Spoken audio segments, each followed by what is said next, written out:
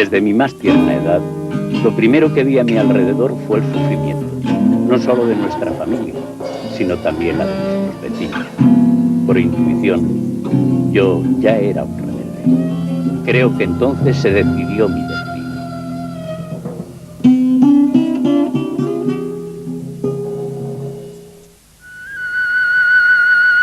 José Buenaventura Durruti nació un 14 de julio.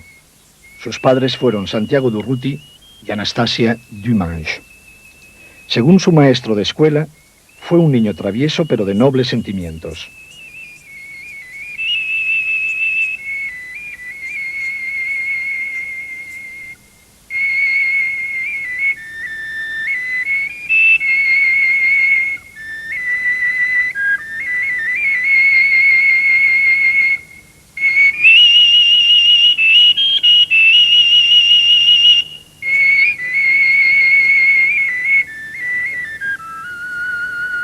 De la Unión Metalúrgica de la UGT de León, a la cual pertenecía desde 1913 como tornero mecánico, fue expulsado junto a un grupo de jóvenes por su radicalización durante la huelga general de 1917.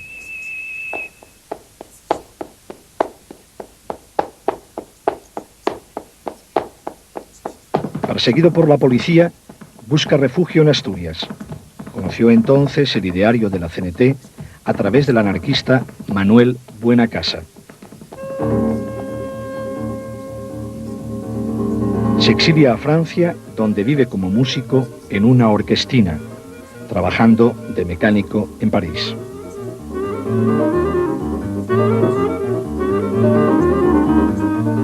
Pero ante los estragos que el pistolerismo patronal y policiaco hacían en las filas de la CNT, Durruti decide regresar, presentándose en abril de 1921 en la CNT de San Sebastián. Manuel Buenacasa lo incorpora al grupo de los justicieros. En Zaragoza, en 1922, se les une a Ascaso y todos juntos parten hacia Barcelona. Nuestro grupo anarquista se formó el año 1923, en circunstancias muy aciagas para nuestro movimiento, muy tristes para toda la clase trabajadora. Dueños casi de la ciudad eran las bandas de pistoleros del Sindicato Libre que patrocinaba la patronal.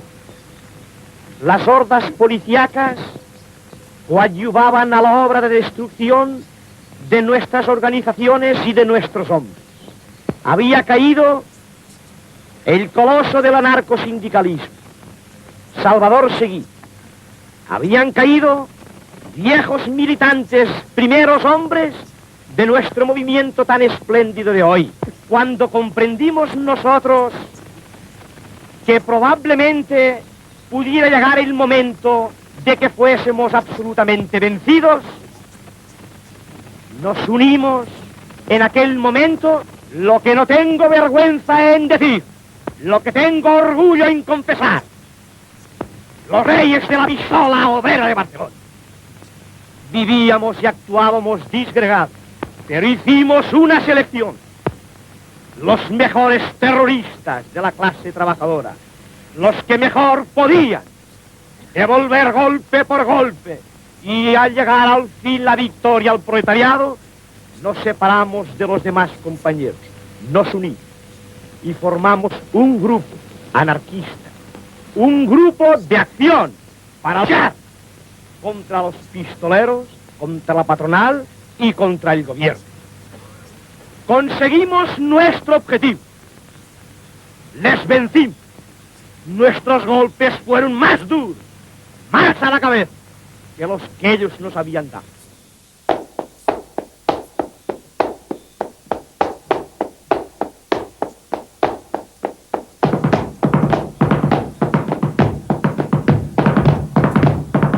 El cardenal Soldevila era uno de los principales instigadores del Sindicato Libre, cuyos pistoleros diezmaban a los militantes obreros. Para terminar con esta situación, se decidió atentar contra la vida del cardenal. Francisco Ascaso y Torres Escartín fueron acusados y encarcelados en Zaragoza. El rey Alfonso XIII es sometido al control de las Cortes por su responsabilidad en el desastre de Anual. Para evitar esa situación, planea con el general Primo de Rivera un golpe militar para disolver las Cortes. La CNT pasa a la clandestinidad y los solidarios organizan la fuga de Ascaso. En 1924, Durruti, Ascaso y Jover salen para Sudamérica, adoptando un nuevo nombre, los Errantes.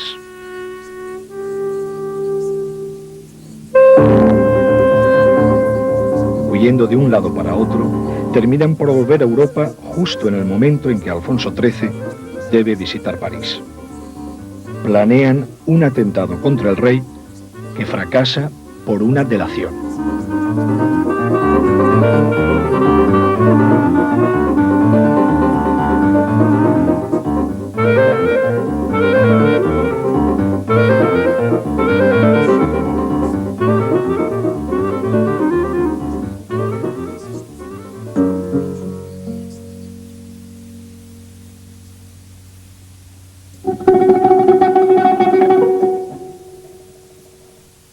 Conocí a Durruti en la modesta tienda de la Librería Internacional de París.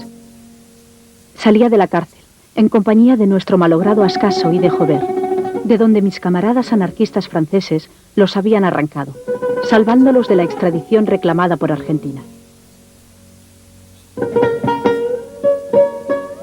No pude seguirle inmediatamente en su destierro.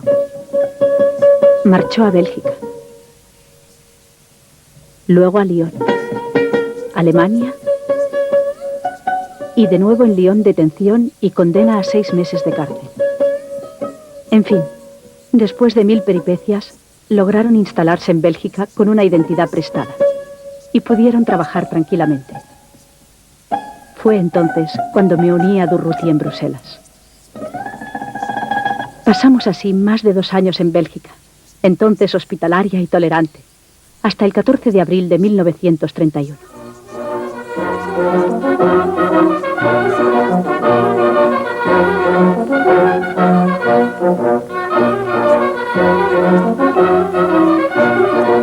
La caída de la monarquía española fue como un rayo entre nosotros.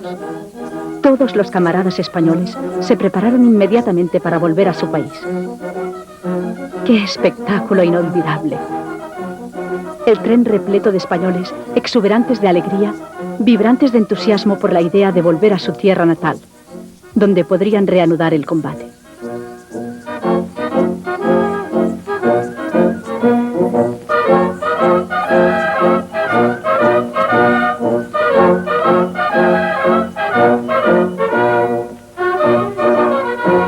Y nosotros, cuando después de la República salimos de los presidios y nos unimos otra vez en España, continuamos el grupo. Y entonces nos llamamos el grupo nosotros, los que no tenemos nombre, los que no tenemos orgullo, los que somos una masa, los que pagaremos uno a uno, nosotros.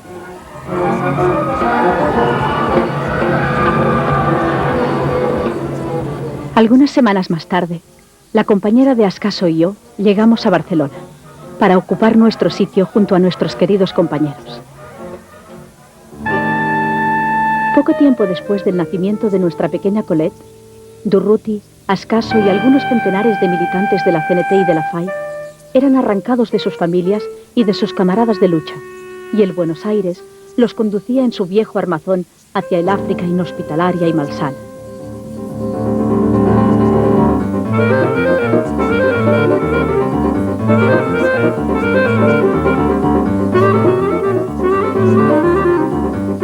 Esta fue nuestra primera separación en España. 8 meses de deportación, durante los cuales nuestra hijita crecía sin conocer a su padre.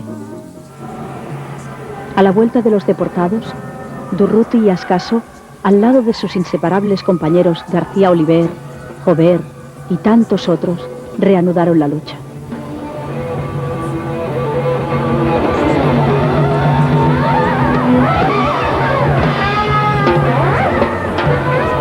Luego fueron las tentativas revolucionarias. las detenciones, Sevilla, Zaragoza.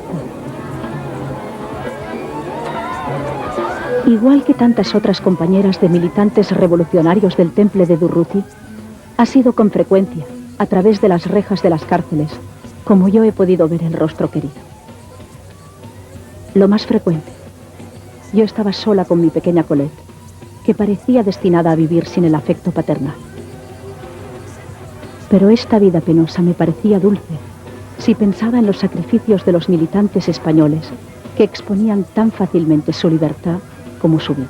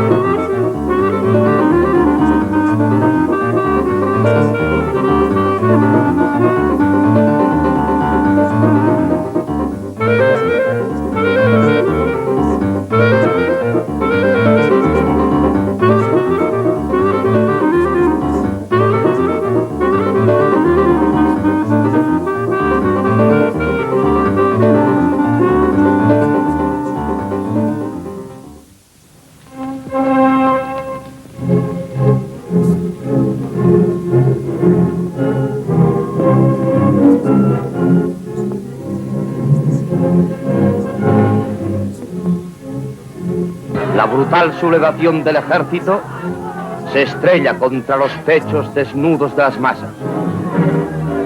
Contenidos los militares cobardes, el pueblo, cogiendo las armas a su alcance, se desborda y generosamente ofrece su vida en defensa de un ideal, la libertad.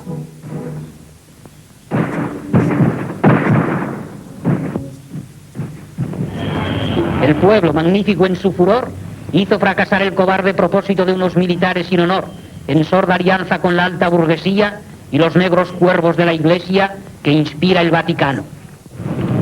Hombres del pueblo, muchachos que luchan con el ardor de sus pechos juveniles bajo la bandera roja y negra de la FAI, bajo la roja enseña de las milicias antifascistas, levantaron barricadas contra la reacción en los puntos estratégicos de las barriadas obreras. Capitanía, cabeza del movimiento insurreccional.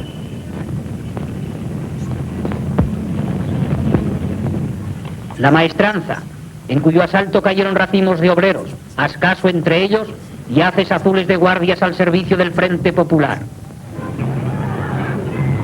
El atentado contra el pueblo que quiere y puede dictarse sus normas de vida, trazarse la ruta de su destino, se ha pagado con la destrucción, purificada con las llamas del incendio, de todos los reductos del fascismo, en lo que fueron iglesias, casas del pueblo.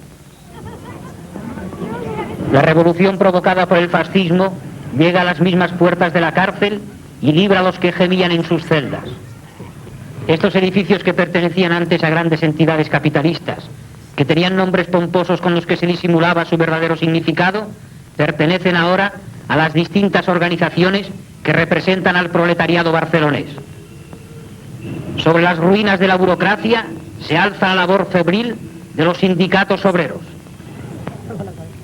La CNT y la FAI, vanguardia de este vasto movimiento, junto con otros organismos sobre los representantes del poder oficial, organizan, encauzan y articulan la vida social, racionando la ciudad desde los mismos centros en que la alta burguesía y el capitalismo faccioso tramaban sus complots de miseria y de hambre contra el pueblo productor, contra el proletariado que ha roto definitivamente sus cadenas, precisamente cuando el fascismo pretendía añadirle unos eslabones más.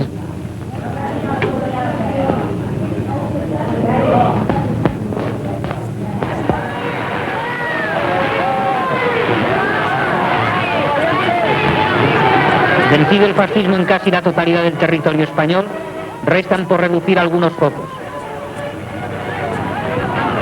Hacia Zaragoza, animosos y con la firme voluntad de vencer y de castigar como se merecen los desmanes del faccioso Cabanellas, van los milicianos. De las barriadas extremas de Barcelona van afluyendo al Paseo de Gracia para unirse a la caravana grupos de milicianos que enarbolan la intrépida bandera de la FAI. De otros puntos de la ciudad parten camiones blindados para unirse también a la caravana.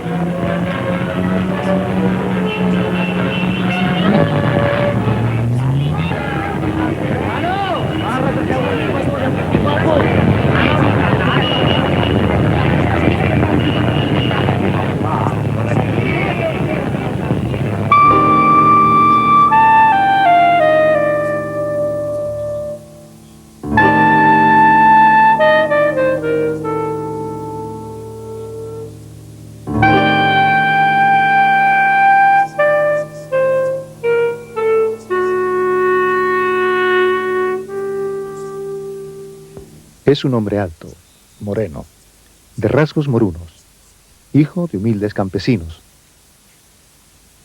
¿Considera ya aplastados a los militares rebeldes? No, todavía no los hemos vencido. Ellos tienen Zaragoza y Pamplona. Ahí es donde están los arsenales y las fábricas de municiones. Tenemos que tomar Zaragoza y después saldremos al encuentro de las tropas compuestas de legionarios extranjeros que ascienden desde el sur, mandadas por el general Franco. Dentro de 2 o 3 semanas nos encontraremos entregados en batallas decisivas. ¿2 o 3 semanas? 2 o 3 semanas, o quizá un mes. La lucha se prolongará como mínimo todo el mes de agosto. El pueblo obrero está armado. En esta contienda, el ejército no cuenta. Hay 2 campos: los hombres que luchan por la libertad y los que luchan por aplastarla. Todos los trabajadores de España saben que si triunfa el fascismo, vendrá el hambre y la esclavitud. Pero los fascistas también saben lo que les espera si pierden. Por eso esta lucha es implacable. Para nosotros, de lo que se trata es de aplastar al fascismo de manera que no pueda levantar jamás la cabeza en España. Estamos decididos a terminar de una vez por todas con él, y esto a pesar del gobierno. ¿Por qué dice usted a pesar del gobierno? ¿Acaso no está este gobierno luchando contra la rebelión fascista? Ningún gobierno del mundo pelea contra el fascismo hasta suprimirlo. Cuando la burguesía ve que el poder se le escapa de las manos, recurre al fascismo para mantener el poder de sus privilegios. Y esto es lo que ocurre en España. Si el gobierno republicano hubiera deseado terminar con los elementos fascistas, hace ya mucho tiempo que hubiera podido hacerlo. Y en lugar de eso, temporizó, transigió y malgastó su tiempo buscando compromisos y acuerdos con ellos. Aún en estos momentos, hay miembros del gobierno que desean tomar medidas muy moderadas contra los fascistas. ¿Quién sabe? Si aún el gobierno espera utilizar las fuerzas rebeldes para aplastar el movimiento revolucionario desencadenado por los obreros. Entonces, usted ve dificultades aún después que los rebeldes sean vencidos. Efectivamente. Habrá resistencia por parte de la burguesía que no aceptará someterse a la revolución, que nosotros mantendremos con toda su fuerza. Largo Caballero e Indalecio Prieto han afirmado que la misión del Frente Popular es salvar la República y restaurar el orden burgués. Y usted, Durruti, usted me dice que el pueblo quiere llevar la revolución lo más lejos posible. ¿Cómo interpretar esta contradicción? El antagonismo es evidente. Como demócratas burgueses, esos señores no pueden tener otras ideas que las que profesan. Pero el pueblo, la clase obrera, está cansada de que se le engañe. Los trabajadores saben lo que quieren.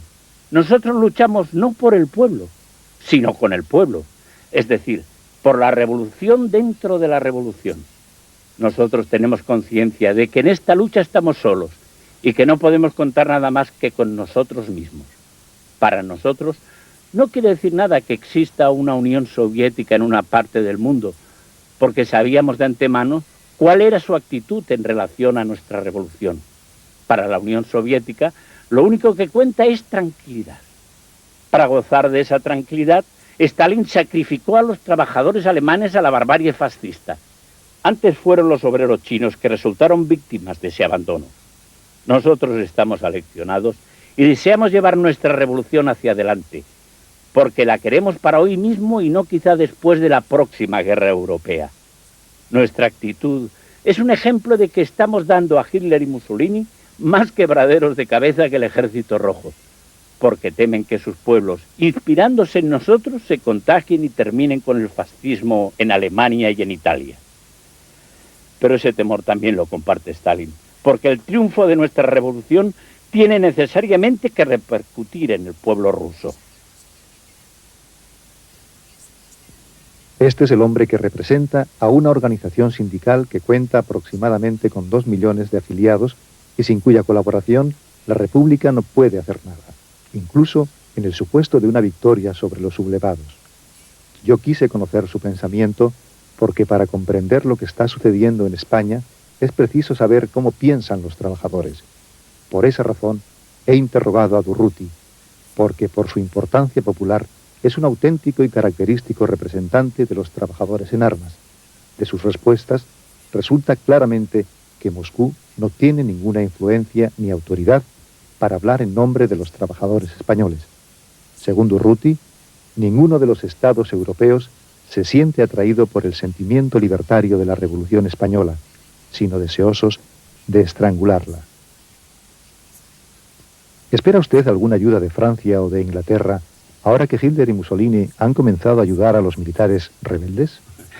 Yo no espero ninguna ayuda para una revolución libertaria de ningún gobierno del mundo. Puede ser que los intereses en conflictos de imperialismos diferentes tengan alguna influencia en nuestra lucha.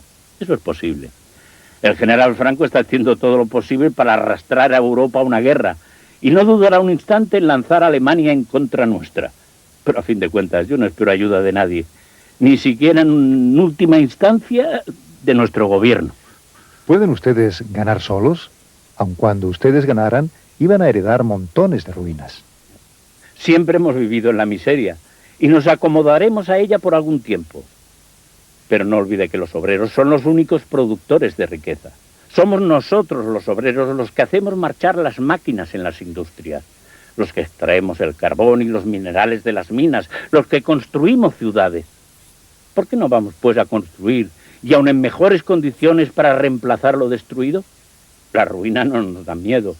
Sabemos que no vamos a heredar nada más que ruinas, porque la burguesía tratará de arruinar el mundo en la última fase de su historia. Pero a nosotros no nos dan miedo las ruinas, porque llevamos un mundo nuevo en nuestros corazones. Ese mundo está creciendo en este instante. El líder obrerista Durruti y el comandante Pérez Farrás marchan al frente de esta invencible caravana de milicianos que devolverán sus libertades al pueblo hermano, al noble pueblo aragonés.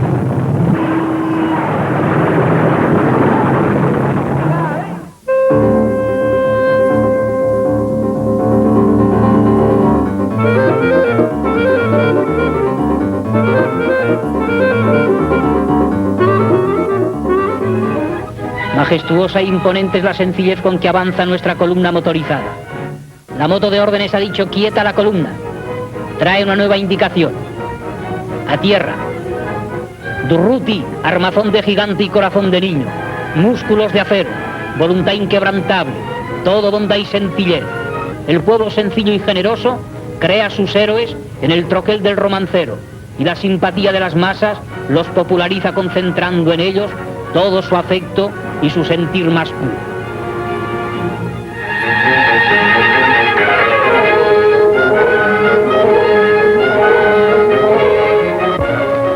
El cambio de impresiones ha terminado y la columna prosigue su camino a Aragón adentro. He aquí el pueblo ignorado hasta ayer, cuyo nombre aparece constantemente en todos los periódicos, en todas las conversaciones. Bujaraló, cuartel general de la columna de los aguiruchos de la FAI, dirigida por el camarada Durruti. He ahí el coche de la plana mayor.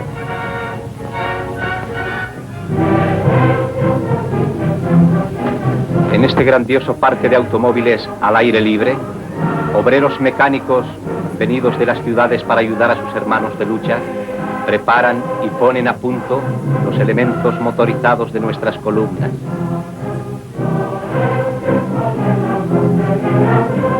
Los mandos de los frentes antifascistas de Aragón han acordado la toma de Siétamo. Durruti, Miguel, Esplugas, Mantana, campeón internacional de tiro, Ruano y otros compañeros, momentos antes de la partida.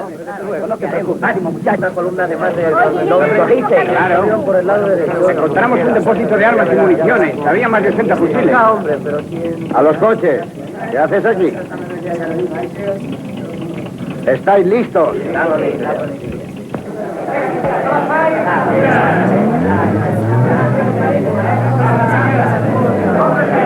Es la carretera de Pina.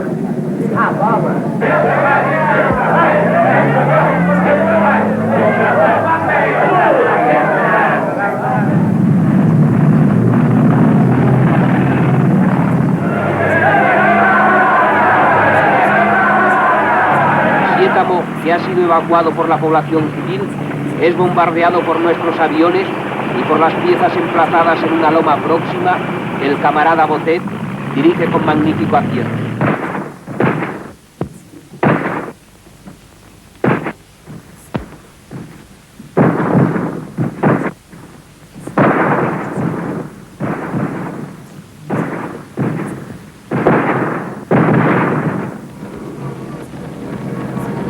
Camaradas del valiente Grupo Internacional.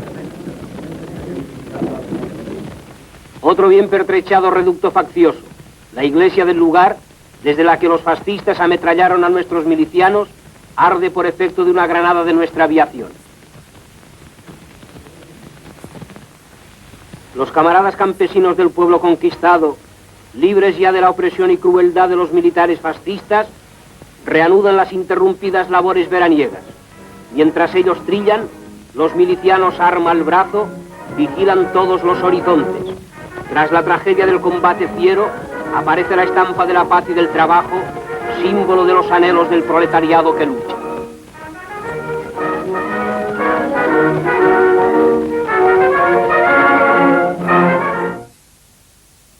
Para explotar propagandísticamente los éxitos que se obtenían en Siétamo, Monte Aragón y Estrecho Quinto, se creyó oportuno que un delegado de la columna se dirigiera por radio a los trabajadores españoles, y esa tarea se la encomendó a Durruti.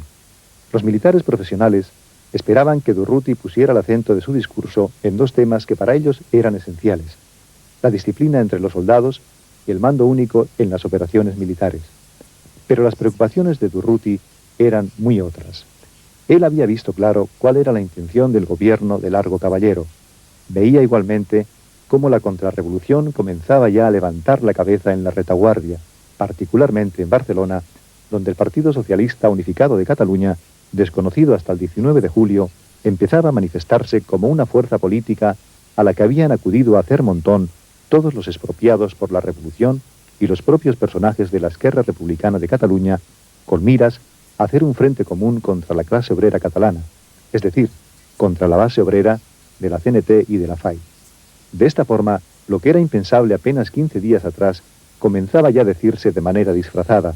No se atacaba a la revolución, a la CNT y a la FAI mencionándolas, pero se identificaba a la clase obrera con los incontrolados y sus conquistas y ensayos económicos eran motejados en términos despectivos como locos ensayos económicos que saboteaban con su utopismo la economía nacional. Forzosamente, el discurso de Durruti tenía que tratar sobre estos temas fundamentales para la revolución y de los peligros que la acechaban con la constitución del gobierno de Largo Caballero.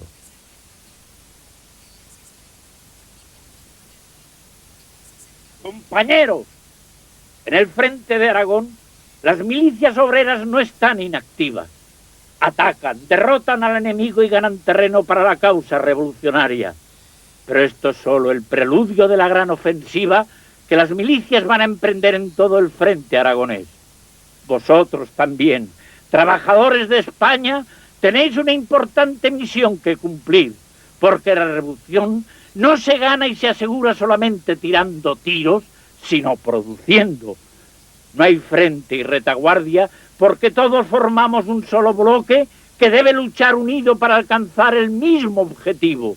Y nuestro objetivo no puede ser otro que levantar una España representativa de la clase obrera. Los trabajadores que luchan hoy en el frente y en la retaguardia no luchan por defender los privilegios de la burguesía, sino que se baten por el derecho a vivir dignamente. La auténtica fuerza de España está en su clase obrera y en sus organizaciones. Después de la victoria, la CNT y la UGT discutirán y se pondrán de acuerdo sobre las formas y orientaciones económicas y políticas de España. Nosotros, que nos encontramos en el campo de batalla, No nos batimos para obtener condecoraciones, no luchamos para ser diputados ni ministros.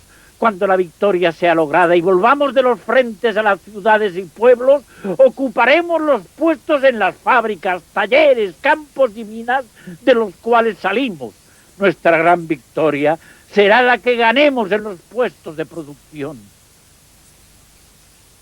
Nosotros somos campesinos y sembramos contra las tempestades que puedan venir para poner en peligro nuestra cosecha. Estamos prevenidos y sabemos cómo combatirlas. La cosecha está madura.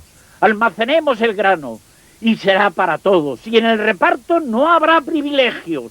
A la hora de la distribución, ni Azaña, ni Caballero, ni Durruti tendrán derecho a una parte mayor.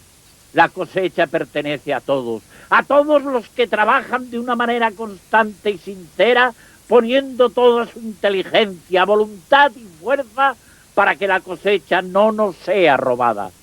Tened confianza en nosotros. Las milicias no defenderán jamás los intereses de la burguesía. Ellas son y serán siempre la vanguardia proletaria en esta lucha que tenemos emprendida contra el capitalismo. El fascismo internacional está decidido a ganar la batalla y nosotros debemos estar decididos a no perderla.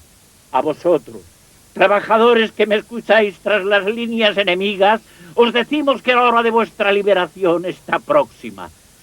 Las milicias libertarias avanzan y nada ni nadie podrá detenerlas porque les empuja la voluntad de todo un pueblo.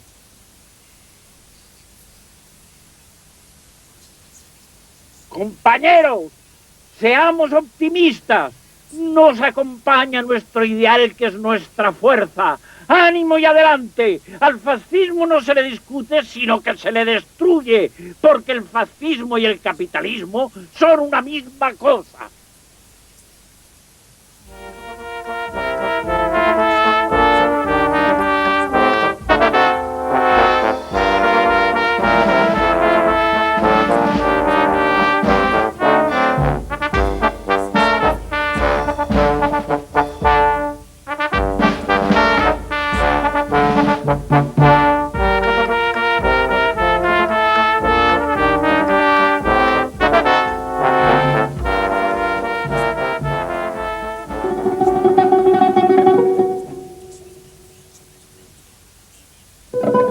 Pasé 4 meses inolvidables en el frente de Aragón junto a mi compañero. Recuerdo que al tercer mes de campaña, los milicianos que se habían batido valerosamente para conquistar paso a paso todos los pequeños pueblos de esta tierra árida, sentían la nostalgia de la familia.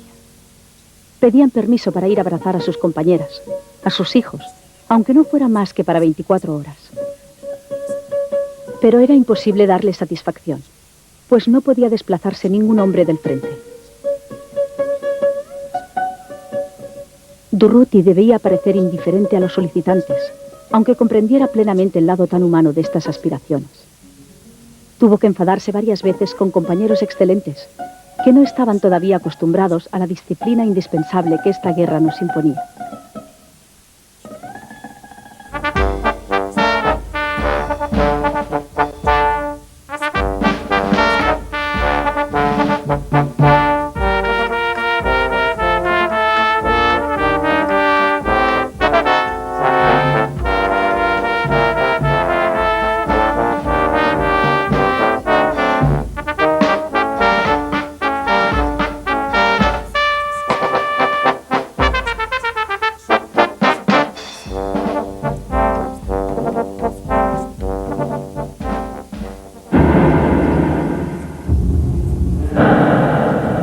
El gobierno central, con el fin de someter a la militarización a las columnas anarquistas, les negaba armamento. El abandono del frente de Aragón era tal que impedía llevar a cabo una ofensiva general sobre Zaragoza, Huesca y Teruel. Para remediar esa situación, Durruti apremió a Pierre Benard, secretario general de la Asociación Internacional de los Trabajadores, para que negociara con traficantes de armas una gran venta de material bélico. Acompañado de esos traficantes, Benard se presentó en Barcelona. La CNT y el propio García Oliver, como secretario de guerra en el Comité de Milicias Antifascistas de Cataluña, agregaron a Durruti a la comisión que debía proponer a Largo Caballero el asunto. De ese viaje a Madrid, Pierre Bénard habla de esta manera en el informe que presentó ante el Congreso Extraordinario de la AIT en 1937. La decisión que tomó aquella misma tarde el Consejo de Ministros fue la de concluir una compra de material de guerra por valor de 800 millones de pesetas, pero que al día siguiente se dobló la cantidad, quedando en 1.600 millones los que se invertirían. Quedó entendido que un tercio de la compra quedaría en Cataluña y Aragón. El jefe del Estado Mayor de Caballero dio las instrucciones necesarias a la Embajada de España en París para la rápida conclusión de la compra. El día 3 de octubre, en el propio Ministerio de la Marina, se redactó la lista de los materiales de la compra, en presencia de Durruti, los vendedores y yo mismo.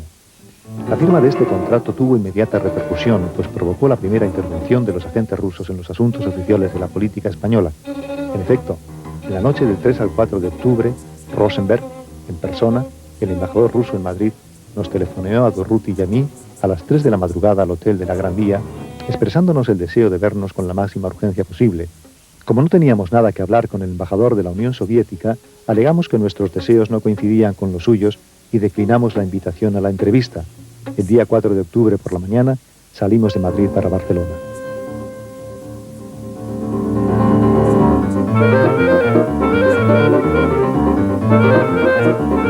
Días después de la firma del acuerdo, Largo Caballero se desdijo de su compromiso. Temiéndose una brusca reacción de Durruti, Rosenberg aconsejó a Largo Caballero acelerar el envío de una gran parte del tesoro español a Rusia, como garantía de pago del armamento que se había comprometido a enviar a España. El día 25 de octubre salía del puerto de Cartagena un barco cuyas bodegas contenían 7.000 cajas en oro, más de la mitad del tesoro español. Los verdaderos motivos del viaje de Durruti a Madrid se mantuvieron en secreto. La prensa madrileña daba cuenta de la visita y CNT, el órgano de la Confederación, publicó una entrevista de la que extraemos lo siguiente. Hemos aprovechado esta ocasión para hablar con nuestro compañero acerca de varios aspectos de la lucha actual y respecto a los frentes del centro, nos ha dicho lo siguiente. Respecto a lo que me preguntáis con referencia a estos frentes del centro, insisto en que es absolutamente necesario que se abra una red de trincheras, parapetos y alambradas, que se hagan fortificaciones, que todo Madrid viva para la guerra y entregado a su propia defensa. ¿Y qué nos dices de tu columna? Estoy satisfecho de ella. Mi gente tiene todo lo que necesita y a la hora de pelear funciona como una máquina perfecta. No quiero decir con esto que se deshumanizan los milicianos, nada de eso. Nuestros compañeros de aquel frente saben por qué y para qué luchan. Se sienten revolucionarios y no pelean por unas palabras huecas ni por unas leyes más o menos prometedoras, sino por la conquista de la tierra, de las fábricas, de los talleres, de los medios de transporte, del pan, de la nueva cultura. Saben que su vida está en la consecución de la victoria. Además, nosotros, según creo que exigen las circunstancias, hacemos la guerra y la revolución al mismo tiempo. Las medidas revolucionarias de retaguardia no se toman únicamente en Barcelona, sino que llegan desde aquí hasta la línea de fuego. Cada pueblo que conquistamos empieza a desenvolverse revolucionariamente. Esto es lo mejor de la campaña. Se emociona uno, chicos. A veces, cuando estoy a solas, me pongo a meditar la obra que estamos realizando, y es entonces cuando más hondamente siento mi responsabilidad. Una derrota de mi columna sería algo espantoso, porque nuestra retirada no se parecería a la de ningún ejército. Tendríamos que llevarnos con nosotros a todos los habitantes de los pueblos por donde hemos pasado, absolutamente a todos. Desde las primeras líneas de fuego hasta Barcelona, en la ruta que hemos seguido no hay más que combatientes. Todo el mundo trabaja para la guerra y para la revolución. Esa es nuestra fuerza. Pasemos a la cuestión batallona de estos momentos, la disciplina. Hombre, me alegro. Se está hablando mucho acerca de eso, y a mi entender son muy pocos los que dan en el clavo. Para mí, La disciplina no es más que respeto a la responsabilidad propia y ajena. Estoy en contra de la disciplina de cuartel, que solo conduce al embrutecimiento, al odio y al automatismo. Pero tampoco puedo admitir, porque las necesidades de la guerra la rechazan, esa libertad mal entendida a la que suelen recurrir los cobardes para escurrir el bulto. En nuestra organización, en la CNT, está la mejor disciplina, esa mediante la cual los confederados que han dado su confianza a los compañeros que ocupan los cargos de los comités, acatan y cumplen los acuerdos de estos. En guerra, los delegados deben ser obedecidos, de lo contrario, no es posible realizar ninguna operación. Si la gente no está de acuerdo con ellos, ya dispone de asambleas en las que puede estudiar su sustitución. Francamente, estoy satisfecho de los compañeros que me siguen. Supongo que ellos también están contentos conmigo. Allí no falta nada. Las compañeras pueden estar 2 días en el frente. Al cabo de ellos, se van a retaguardia.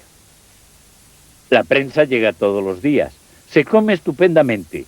Hay libros en abundancia y en las horas de asueto las conferencias despiertan y avivan el espíritu revolucionario de todos los camaradas. El ocio no es conveniente. ¿Qué hora es? La 1 de la mañana, ¿no? Pues ahora, detrás de los sacos terreros, mis leones del frente de Aragón estarán abriendo trincheras con el mayor entusiasmo. Durruti sonríe recordando a sus compañeros de pelea. Siente en Madrid la emoción de su columna lejana. No saben que estoy aquí.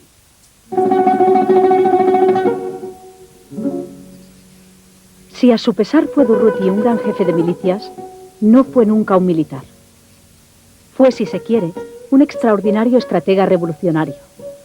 Poseía un instinto seguro sobre la técnica de los grandes movimientos de masas, instinto que le guió en la organización de su columna.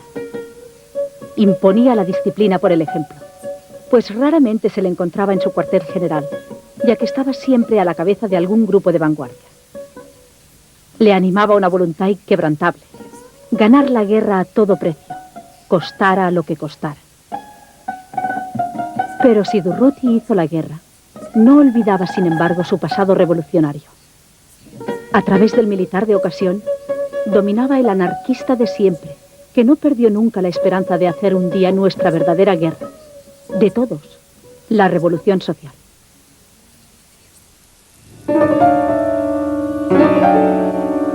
Durruti declaró a sus amigos que estaba asustado por los rápidos progresos que había hecho la contrarrevolución y los estragos que estaba haciendo el burocratismo en las filas de la CNT y de la FAI, y nos dijo que él tenía la intención de atacar ese tema en el discurso que le habían propuesto pronunciar. Muchos compañeros no pudieron oír el discurso radiado de Durruti en Barcelona, pero al leerlo en la prensa, el comentario fue unánime, considerando lo escrito como una manipulación de los periodistas. José Peirats, que era redactor del diario de Lérida, Acracia, confesó que él había tomado taquigráficamente el discurso y que la manipulación era evidente. Marcos Halcón, secretario del Sindicato de Espectáculos Públicos y viejo amigo de Durruti, comentó: recuerdo perfectamente el efecto que hizo ese discurso en muchos compañeros, responsables de la CNT y de la FAI. Y con más razón, recuerdo también el pánico que sintieron los medios políticos catalanes. Durruti les hizo saltar de miedo cuando en lenguaje extremadamente duro les anunció que hicieran lo que hicieren, no lograrían estrangular la revolución sobre pretexto de un antifascismo incoloro. No te exagero, y hay aún testimonios que unánimemente están de acuerdo al considerar que el texto publicado por la prensa, incluso la confederal, era un texto que, aunque violento, había sido censurado. Puedo asegurarte que ni de lejos el texto publicado correspondía a las palabras pronunciadas por Durruti, cuyas frases sonaron como verdaderas bofetadas para los aprovechados de la revolución.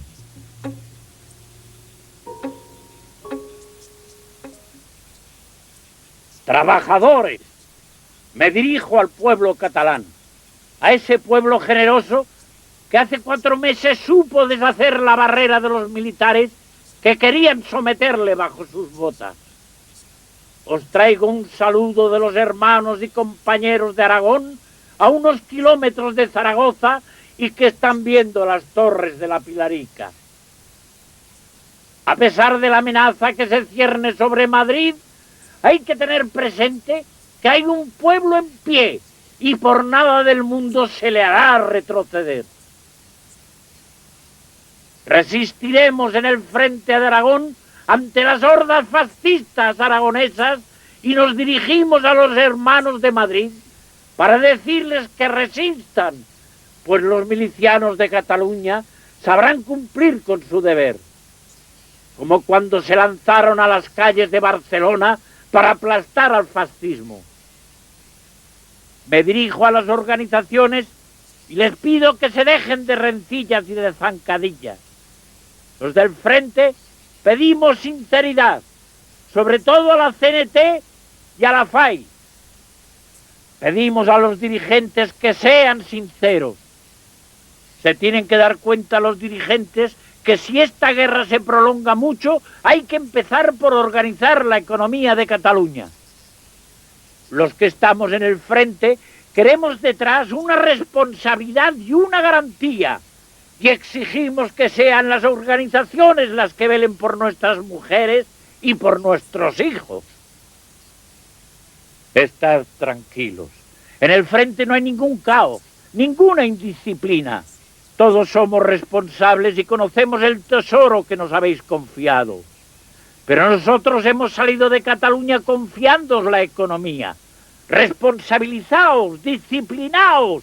No provoquemos con nuestra incompetencia después de esta guerra otra guerra civil entre nosotros.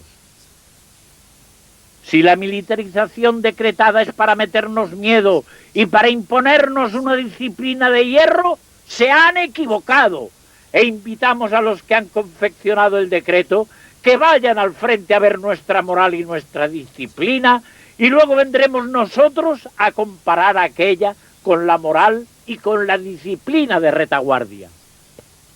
Por nada del mundo aquellos tiranos fascistas pasarán por donde estamos. Esta es la consigna del frente.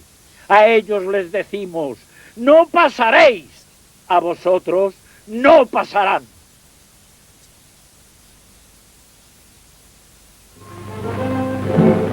Madrid es el símbolo de los pueblos que prefieren morir en pie a vivir de rodillas.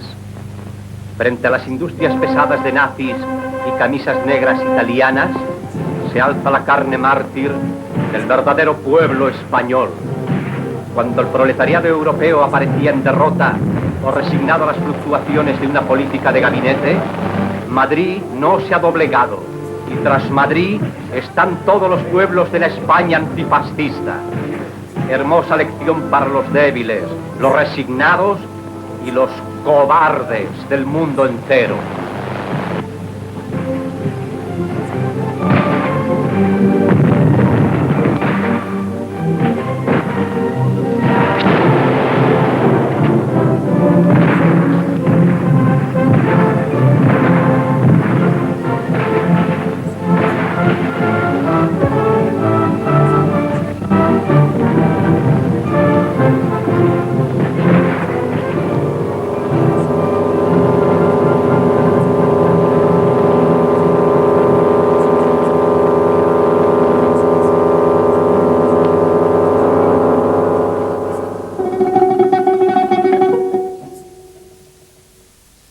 Fue esta misma voluntad de vencer la que le hizo correr en socorro de Madrid el Invencible cuando el Comité Nacional de nuestra querida CNT le llamó en las horas más críticas.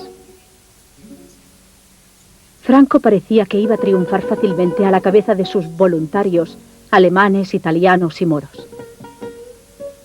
Franco no pasó. Y la heroica capital española se yergue todavía ante los más terribles bombardeos que guerra alguna haya conocido jamás. Pero Durruti cayó en el momento en que su organización tenía tanta necesidad de él. Cuando las milicias lo querían y lo respetaban, no como a un jefe, sino como a un guía incorruptible e inatacable. El sacrificio de los Durruti, de los Ascaso y de los millares de valientes luchadores anónimos no puede ser en vano. Su recuerdo queda grabado para siempre en la mente del pueblo español.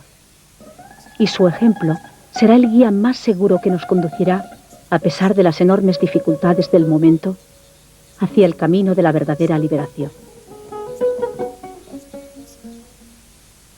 Qué bala te cortó el paso, maldición de aquella hora, atardecer de noviembre, camino de la victoria.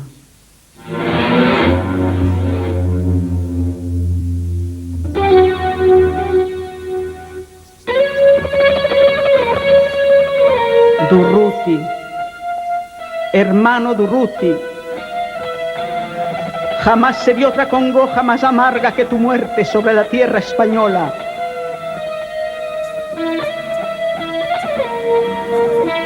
Rostros curtidos del cierzo quiebran su durez de roca, como tallos quebradizos hasta la tierra se doblan Hércules de firme acero, hombres de hierro sollozan. Fúnebres tambores baten apisonando la fosa. Durruti ha muerto, soldados, que nadie mengue su obra. Se buscan manos tendidas, los odios se desmoronan y en las trincheras profundas cuajan realidades hondas, porque a la faz de la muerte los imposibles se agotan. Aquí está mi diestra, hermano. Calma tu sed en mi boca, mezcla tu sangre a la mía y tu aliento a mi voz ronca. Parte conmigo tu pan y tus lágrimas si lloras. Durruti bajo la tierra, en esto espera su honra. Rugen los pechos hermanos, las armas al aire chocan, sobre las rudas cabezas solo una enseña tremola. Durruti ha muerto, malhaya aquel que mengue su obra.